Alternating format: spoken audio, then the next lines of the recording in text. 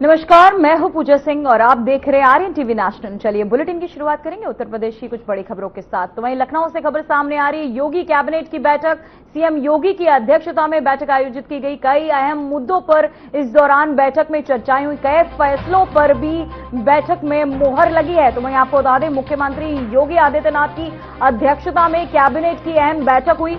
बैठक में राज्य के महत्वपूर्ण मुद्दों पर विस्तार से चर्चा की गई।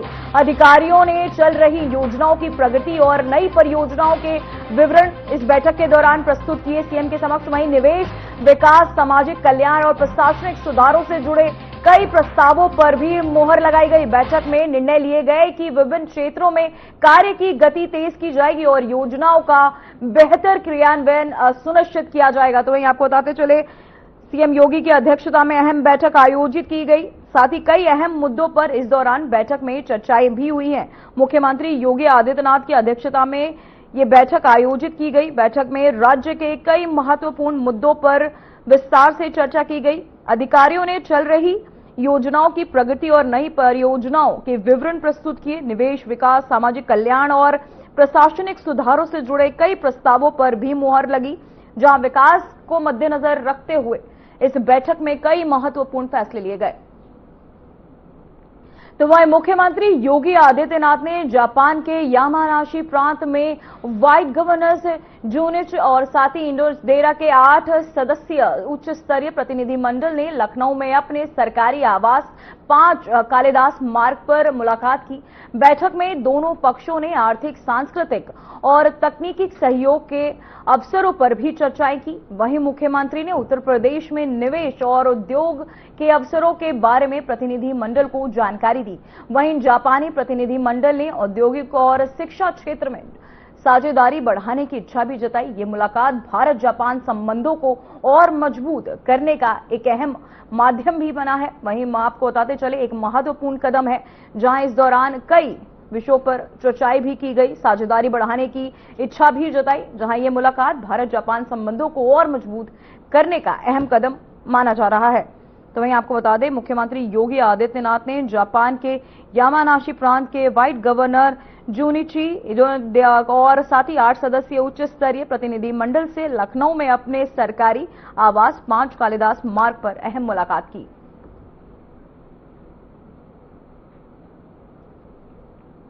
तो वहीं बीजेपी सांसद दिनेश शर्मा ने पश्चिम बंगाल की मुख्यमंत्री ममता बनर्जी के बयान पर प्रतिक्रिया दी।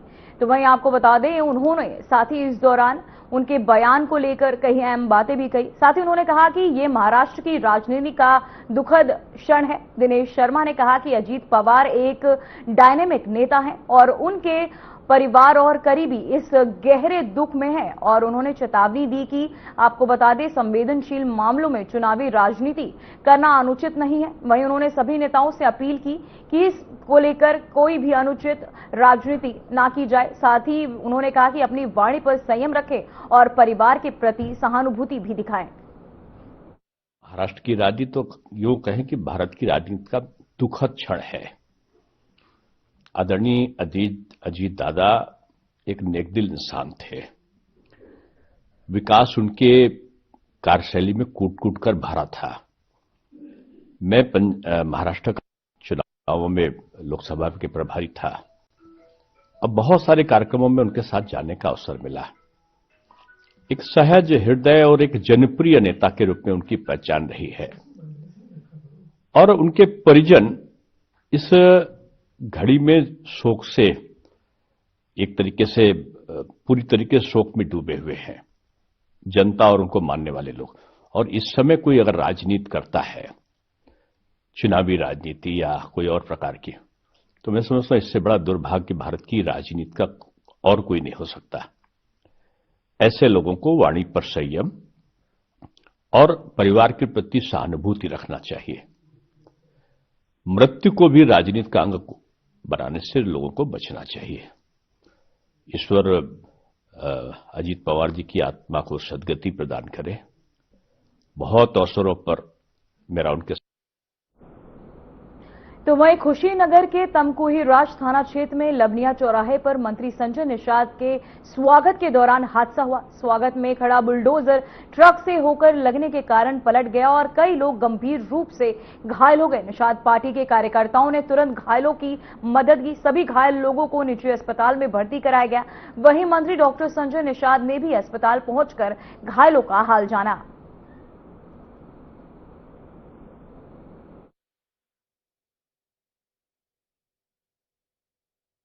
अभी हम लोग आज यहाँ अभी शुरू हो गया बुद्ध की धरती से।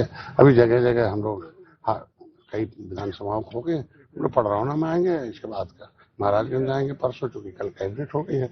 उसके बाद देवरिया, ऐसे करके हम सभी 75 जिलों में हम आएंगे और सभी हमारे जो वोटर्स हैं, जो सपोर्टर्स हैं, वो जाने कि निषाद पार्टी का एक ही काम है कि लोगों को जगाना और सही बात बताना और सही जगह वोट। ये यूजीसी को लेकर पूरे देश में आक्रोश फैला हुआ है, इससे क्या प्रतिक्रिया आती है? यूजीसी एक्ट है, एक सब सुप्रीम कोर्ट और आयोग की रिपोर्ट, कमेटी की रिपोर्ट के आधार पर उस पर उच्च शिक्षा मंत्री ने खुद स्पष्ट जवाब दे दिया कि किसी भी छात्र, किसी जाति, किसी धर्म के साथ कोई भेदभाव नहीं होगा। हम भी मानते हैं कि कोई गलत रिपोर्ट लगाएगा तो उसके लिए खिलाफ कानून होना चाहिए। और हमको लगता है कि महिलाओं ने अब पहले महिलाएं जो थी बहुत गलत आरोप लगाती थी, अब महिलाओं के खिलाफ भी हो गया कि नहीं, अब गलत आरोप लगाएंगे तो उनके खिलाफ भी। तो इसमें भी अगर कोई गलत किसी को आरोपित करता है, उसके भी कड़े कानून होने चाहिए, लेकिन बिना कानून के लोगों को सुरक्षा देना संभव है। 40 के दिनों में आपका कोई अनुभव ऐसा भेदभाव का? नहीं, अब उस जमाने में तो ये तो नेताओं ने भेदभाव पैदा कर दिया। उस हम लोग समय तो सब मिलके एक रोटी में बांट के खाते थे। टाफी है आधा हम खा लिया, आधा उसको खिला दिया। वो मित्रता था, जैसे भगवान राम के समय निषाद राज की मित्रता थी। अभी ये कुछ राजनीतिक दलों ने इतना जहर घोल दिया कि उसके लिए अब कानून लाना पड़ रहा कुछ। इसीलिए इसका निश्चित रूप से हम चाहते हैं कि समानता हो, सभी लोगों को अवसर प्रदान हो। आरक्षण और ये जो कानून अवसर प्रदान करता है, अवसर मिलना चाहिए। जो सदियों से अनपढ़ गंवार रहे हैं, जिनको अंग्रेजों मुगलों ने सताया हो, उजाड़ा हो, तो कैसे आगे आएंगे? जो भूमिहीन है 40% लोग, तो भूमिहीन है तो आखिर कैसे पढ़ेंगे लिखेंगे? उनको अवसर प्रदान होगा तभी तो। और निश्चित रूप से हर एक चेतना ऐसी है कि कभी कभी कुछ लोग ऐसे होते हैं कि जिनके अंदर पशुता का है, वो जीन्स है, एक्टिव हो जाता है, तो कहते हैं हम बड़े हैं, वो छोटा है। तो ये इसको रोकने के लिए कानून और कुछ है। तो वहीं यूजीसी के नए प्रावधानों को लेकर मचे विवाद के बीच पूर्व बीजेपी सांसद बृजभूषण शरण सिंह ने कानून बनाने वालों पर कड़ा प्रहार किया।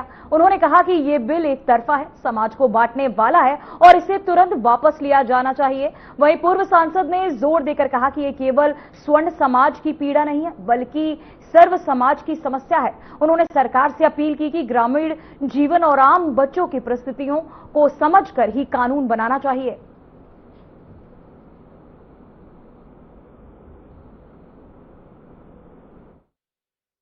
क्योंकि मैं बहुत दिनों से देखता हूं कि गांव के छोटे छोटे बच्चे, जिसमें दलित समाज के ही बच्चे हैं, पिछड़ी समाज के ही बच्चे हैं, लगभग प्रतिदिन आते हैं और हमारे बच्चों के साथ खेलते हैं। और जो ये बिल आया तो उसको लेकर के पूरे देश में एक बहुत बड़ा आक्रोश है। फिर दिल्ली गया, वहां पर भी मैंने कुछ बुद्धिजीवी हैं जो इसको भली बात समझते हैं, हमने समझने की कोशिश की और समझा। तो इसी के दृष्टि से मैंने कल एक बयान दिया कि ये बिल एक तरफा है और एक समाज को शोषित मान लिया गया है और एक समाज को पीड़ित मान लिया गया है। और जो शोषित समाज है उसका कोई नुमाइंदा भी उस कमेटी में नहीं रहेगा। तो ये बिल समाज को बांटने का काम करेगा।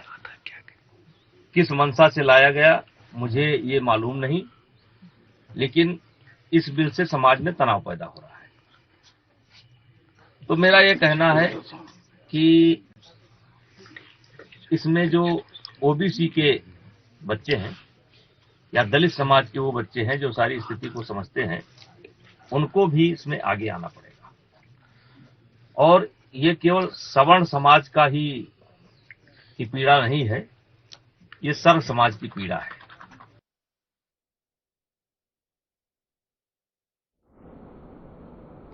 तो वहीं यूपी के देवरिया, गाजीपुर, झांसी और हमीरपुर में यूजीसी के खिलाफ स्वर्ण समाज देवरिया में सुभाष चौक पर बड़ी संख्या में लोग सड़कों पर उतर आए, जिससे यातायात कुछ समय के लिए प्रभावित रहा। गाजीपुर में अखिल भारतीय क्षत्रिय महासभा ने ज्ञापन सौंपा और सभी छात्रों के लिए समान अवसर व अधिकारों की सुरक्षा की मांग की। झांसी में प्रदर्शनकारियों ने डीएम कार्यालय का घेराव किया, नारेबाजी की और मुंडन कार्यक्रम किया। वहीं हमीरपुर में ब्राह्मण और क्षत्रिय महासभा ने कलेक्टर परिसर में विरोध जताया। प्रदर्शनकारियों का कहना है कि नया नियम समाज को विभाजित कर रहा है और छात्रों के हित में नहीं है। तो वहीं आपको बताते चले, नए नियम को लेकर लगातार छात्रों का प्रदर्शन देखने को मिल रहा है। तो वहीं आपकी टीवी स्क्रीन पर ये दो तस्वीरें जहां लगातार प्रदर्शन चल रहा है देवरिया और गाजीपुर से, जहां ये प्रदर्शन देखने को मिल रहा है। यूजीसी के खिलाफ स्वर्ण समाज का ये विरोध यूपी के देवरिया और गाजीपुर में ये विरोध देखने को मिल रहा है। यूपी के देवरिया के सुभाष चौक पर बड़ी संख्या में सड़कों पर उतर आए स्वर्ण समाज के लोग, जिससे यातायात कुछ समय के लिए प्रभावित हुआ। वहीं गाजीपुर में भी अखिल भारतीय क्षत्रिय महासभा ने ज्ञापन सौंपा और सभी छात्रों के लिए समान अवसर से व अधिकारों की सुरक्षा की मांग करते नजर आए। तो वहीं इन तस्वीरों में आप देख सकते हैं लगातार प्रदर्शन करते, अपनी मांगों को लेकर मुखर होते लोग नजर आ रहे हैं। स्वर्ण समाज का ये प्रदर्शन लगातार देखने को मिल रहा है। यूजीसी के खिलाफ स्वर्ण समाज का ये प्रदर्शन। वहीं हमीरपुर, झांसी, ललितपुर में भी यूजीसी के खिलाफ ये प्रदर्शन देखने को मिल रहा है। देवरिया में भी ये प्रदर्शन देखने को मिला। उसी तरह हमीरपुर और ललितपुर और झांसी में भी लगातार स्वर्ण समाज का ये प्रदर्शन, जहां कुछ समय के लिए इससे यातायात भी प्रभावित रहा। वहीं लगातार हमीरपुर में भी और ललितपुर में भी छात्रों का प्रदर्शन यूजीसी के खिलाफ देखने को मिल रहा है, जहां अपनी मांगों को लेकर मुखर होते नजर आए छात्र। साथ ही इसे लेकर प्रदर्शन भी किया, सरकार से इस बिल को वापस लेने की मांग करते हुए।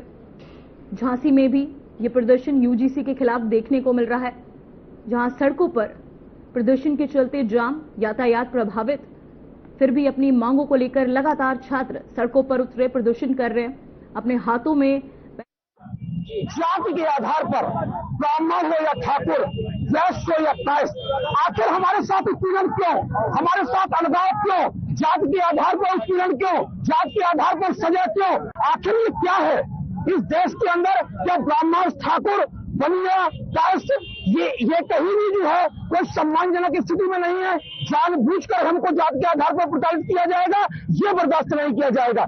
यूजीसी जानबूझकर पहले हमारे खिलाफ SC ST का प्रयोग किया जो है, माननीय प्रधानमंत्री ने स्पेशल बिल ला करके सुप्रीम कोर्ट के आदेश को पलटा, जो शर्मनाक था, और उसी का प्रोत्साहन लेकर के आज यूजीसी का बिल लाया गया है। हमारे बच्चे कल जो है प्रताड़ित हो गए, इससे अच्छा है कि हम लोग खून दे करके आज ये खून से लिखा हुआ ज्ञापन दिया जा रहा है, लेकिन अगर जरूरत पड़ी तो हम लोग असलहे भी उठाएंगे तो अपने बच्चों को बर्बाद नहीं होने देंगे। छात्र जो है किसी भी पार्टी या सरकार का मोहताज नहीं होता। छात्र जब मंदिर में, विद्या रूपी मंदिर में, विद्यालय में प्रवेश करता है, किसी भी शिक्षा संस्थान में, तो हर प्रकार की जाति, विशेष समुदाय या धर्म से ऊपर उठ करके एडमिशन लेता है, वहां पर पढ़ता है। मैं आप सभी से पूछता हूँ, मैं यहाँ पर बाइट या भाषण नहीं देना चाहूंगा, आप पत्रकार बंधुओं से पूछूंगा, उपस्थित सभी सम्मानित बंधुओं से पूछूंगा कि हर सभी समाज के भाई हमारे साथ है आज, वो ये बताया कि जब वो विद्यालय में पढ़े हैं तो वे आज के परिवेश में, आज के समय में उनके साथ उनके मित्रों ने, उनके साथियों ने क्या उनका जाति विशेष के नाम पर उनका किसी प्रकार का शोषण किया या किसी प्रकार का दोहन किया। लेकिन ये सरकार और ये कानून जो पारित कर रही है, इसमें उसका कालापन, उसकी गंदी मंतव्य, उसकी गंदी मानसिकता झलक रही है। क्योंकि जब ये कानून पारित होगा तो विद्यालय रूपी मंदिर में, उस मंदिर में जब कोई छात्र प्रवेश करेगा तो छात्र प्रवेश करते ही किसी मित्र का खाना खाते हुए, किसी मित्र से पुल लेते हुए, उसके साथ कापी किताबों का बंटवारा करते हुए ये सोचेगा कि वो किस बिरादरी का है, किस जाति का है, मैं किस जाति का हूँ। तो विद्यालय में जो स्वच्छता का, जो स्वतंत्रता का भाव होता है लोगों में, बच्चों को विद्यालय पर ही सिखाया जाता है। और ये सरकार, ये कानून हमारे बच्चों को आगे आने वाले समय में बंटवारा सिखाएगी, जाति भाव सिखाएगी। हम लोगों ने भारत सरकार के ऊपर लागू किया है उसके विरोध में पैदल मार्च निकाला है। क्या चाहते हैं आप? हम लोग ये चाहते हैं जो काला कानून है इसको वापस लिया जाए। अगर वो कानून वापस नहीं लेते हैं, लागू करते हैं, फिर क्या करेंगे आप?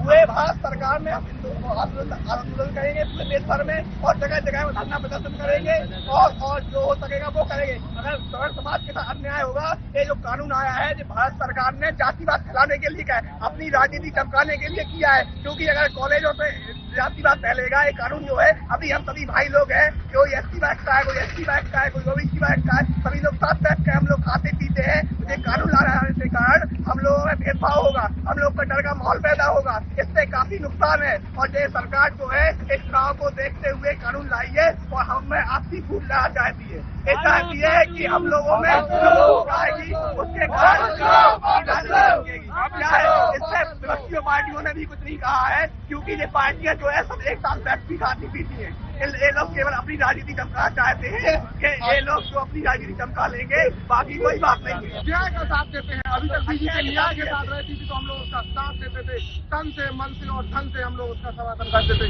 लेकिन आज इनने जो काला कानून लाया है इसमें हम सब लोग भाईचारे से नहीं बैठ पाएंगे। अगर हम लोग एक जगह बैठेंगे तो इसमें हम लोगों में भेदभाव होगा, एसटी का है, एसटी का है, ओबीसी का है। अभी तो हम सब लोग एक साथ रहेंगे। क्या आप ऐसे जो उन्होंने कानून बनाया है, पास किया है, तो आप बीजेपी के साथ रहेंगे या क्या? बीजेपी के साथ बिल्कुल छोड़ देंगे। नहीं है, हम लोग बीजेपी को भूल जाएंगे और जो भी पार्टी आएंगे आकर इसका समर्थन करेगी, हम उसके साथ रहेंगे। देखिए, वर्तमान में जैसा कि हम सबको जानकारी है और ये जानकारी भी सोशल मीडिया के माध्यम से लोगों को पता चली है कि यूजीसी एक एक्ट सरकार ने लागू किया है शिक्षण संस्थानों में, जो कि सरासर एक सामान्य वर्ग के लोगों के लिए गलत है। माना कि ठीक है, वो भी हमारे भाई हैं, तो पहले ही सरकार उन्हें आरक्षण, पर्याप्त आरक्षण दे रही। ईडब्ल्यूएस की श्रेणी में जो है उन्हें भी आरक्षण दे रही। अगर किसी के साथ नाइंसाफी या अन्याय होता है, वो कोई भी हो, उसे इंसाफ मिलना चाहिए। आप हिंदू समाज, एक तरफ तो हिंदू समाज को, सारे देश को संगठित करने की बात करते हैं और दूसरी तरफ सनातन धर्म को, सारे लोगों को तोड़ने की बात जातियों में करते हैं। आज हम 21वीं सदी में जा रहे हैं, आज हम चंद्रमा पर जा रहे हैं। आज शिक्षा के माध्यम से देश आगे बढ़ रहा है, विश्व की तीसरी चौथी हम अर्थव्यवस्था बन रहा है और इस तरह से अगर जातियों में हमें तोड़ा जाएगा तो फिर हमारा देश कहाँ जाएगा। मेरा नाम जितेंद्र सिंह जीतू राजा, अखिल भारतीय क्षत्रिय महासभा का जिला संयोजक हूँ। आज जो देश के अंदर काला कानून के रूप में यूजीसी थोपा गया है सवर्ण समाज के ऊपर, हम ये कहना चाहते हैं माननीय प्रधानमंत्री जी से कि आपका एक संदेश था कि भारत को जोड़ना है और सभी जातियों से हटा करके हिंदुत्व को लेके चल रहे थे। आज तुमने ही हिंदुत्व खत्म करते हुए और जिस प्रकार से हम लोगों को जातियों में बांट दिया है, क्या इससे अपना भारत देश मजबूत होगा? आरएसएस, विश्व हिंदू परिषद, जिसने 100 साल से तपस्या कर रहे हैं, वो अपनी जातियां नहीं लिखते हैं और सिर्फ हिंदुत्व के नाम पे काम कर रहे हैं। आज कहीं ना कहीं तुमने विश्व राष्ट्रीय स्वयंसेवक संघ और विश्व हिंदू परिषद के जो अभियान था उसको भी क्षति पहुंचाने का काम किया है। और इसमें जो भी दोषी हो, जिनके षड्यंत्र के तहत ये कानून बनाया गया हो, उनके खिलाफ जांच चलना चाहिए, क्योंकि इस प्रकार से पूरे देश के अंदर आक्रोश व्याप्त है। एक लोकप्रिय सरकार देश के अंदर चल रही थी और जिस प्रकार से उस सरकार के खिलाफ हम लोग सभी खड़े हो गए हैं, तो कहीं ना कहीं इसके पीछे कोई बड़ा षड्यंत्र है। तो तत्काल यूजीसी कानून वापस लिया जाए और सवर्णों को और सभी समाजों को एक साथ एक समान रूप दिया जाए। आज यूजीसी के विरोध में हम जैन समाज के प्रतिनिधि के रूप में, अन्य सभी सवर्ण समाजों के प्रतिनिधि के रूप में आज जिलाधिकारी महोदय को ज्ञापन देने आए हैं कि भारत सरकार ने जो ये काला कानून बनाया है, जिसमें बच्चों के साथ भेदभाव होगा, सवर्णों के बच्चे ठीक से पढ़ नहीं पाएंगे, उनके साथ दुष्पूर्ण व्यवहार किया जाएगा और इसका खामियाजा हमारी आने वाली समस्त सवर्ण समाज की पीढ़ियों को भोगना पड़ेगा। ये कानून बनना चाहिए, लेकिन कानून सबके लिए बनना चाहिए। कानून इसलिए नहीं बनना चाहिए कि एक समाज के लिए, एक जाति के लिए या एक पक्ष के लिए आप सारी सुरक्षा की व्यवस्था की बात करें और दूसरे समाज को आप जो है उसके लिए उपेक्षित करें। कानून ऐसा होना चाहिए किसी भी व्यक्ति के द्वारा किसी के साथ ही दुष्पूर्ण व्यवहार किया जाता है तो बराबर से न्यायपूर्ण उसके साथ कार्य किया जाना चाहिए। ये बच्चों के साथ जो देशपूर्ण जो कानून बनाया गया इसका हम विरोध करते हैं और यदि कानून मोदी सरकार ने वापस नहीं लिया, उनका जो भी उद्देश्य उसको बनाने वो चाहते हैं कि ओबीसी का वोट हमको मिल जाए, ये नहीं हो पाएगा। आपको बता दें कि संभवतः सब आप सभी जानते हैं कि अन्य समाजों एसटी समाज सबसे ज्यादा ओबीसी से ही प्रताड़ित होने के सामने सबूत आए हैं, इस तरह की घटनाएं आई हैं। आज ओबीसी को एक साथ डाल करके वो सोच रहे हैं मोदी जी या ये सरकार कि हम इन सवर्णों को अलग कर देंगे और ये सभी जातियों को अलग करके बांट देंगे और हम पुनः सरकार बना लेंगे। ये नहीं हो पाएगा क्योंकि इससे एसटी जाति को कोई लाभ नहीं होने वाला, बल्कि सवर्णों को इससे नुकसान होने वाला है। सवर्णों के बच्चों को पढ़ाई में इससे खामियाजा भुगतना पड़ेगा। ये कानून की हम लोग बात करते हैं कि इसको पूरी तरह से वापस लिया जाए और या फिर इसमें ये सुधार किया जाए कि गलत कोई भी करे, चाहे रैगिंग करे, चाहे गलत शब्दों का प्रयोग करे, चाहे सूचक शब्दों का प्रयोग करे, जो भी ये करे उसके खिलाफ वही कानून लागू किया जाए। और यदि झूठा कोई आरोप लगाता है तो सबसे महत्वपूर्ण बड़ी मांग हमारी ये है कि उसके अगर वो झूठा पाया जाता है तो उतनी ही सजा का प्रावधान झूठी शिकायत करने वाले पर भी लगाया जाए। ये हमारी मांग है। राजेश दुबे, मैं युवा ब्राह्मण मंडल का अध्यक्ष हूँ। क्या मांग लेके आए, क्या है? हम लोग जो भारत सरकार ने यूजीसी का सवर्ण विरोधी काला कानून यूजीसी लागू किया है उसके विरोध में इसके जो दुष्परिणाम होंगे आगे जाके तो बहुत घातक होंगे। उसी के विरोध में सवर्ण समाज द्वारा आज की रैली आयोजित की गई जिसमें माननीय प्रधानमंत्री जी को जिलाधिकारी द्वारा ज्ञापन भेजा गया। यदि सरकार नहीं मानती है तो आपके कदम क्या होंगे? अगर ये सरकार नहीं मानती है तो ये आज शहर में, कल प्रदेश में, पूरे देश में आंदोलन होगा। इस पर सरकार को पड़ेगा हर हालत में। तो आगे के फ्यूचर देखते हुए ये सरकार लागू नहीं कर पाएगी और किसी कीमत पे सरकार ये देश में लागू नहीं कर पाएगी।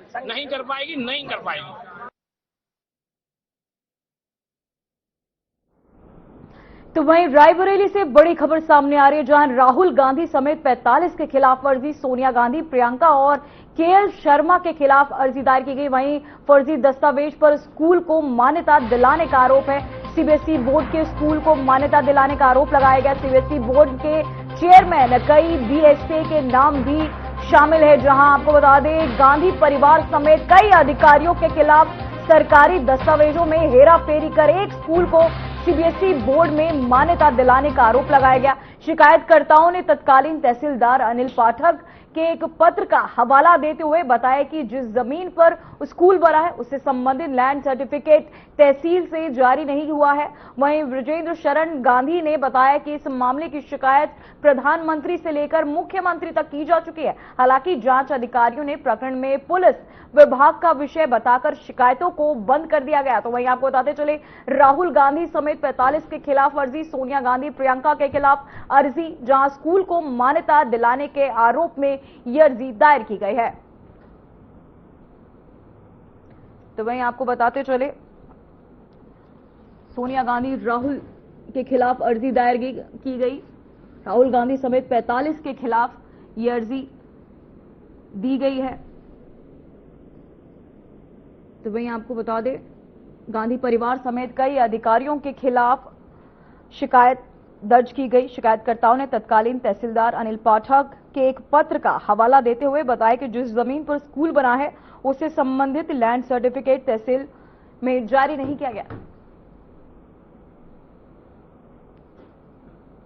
फिलहाल उत्तर प्रदेश की खबरों में इतना ही। देखते रहिए आरएन टीवी नेशनल। मुझे दीजिए इजाजत। नमस्कार।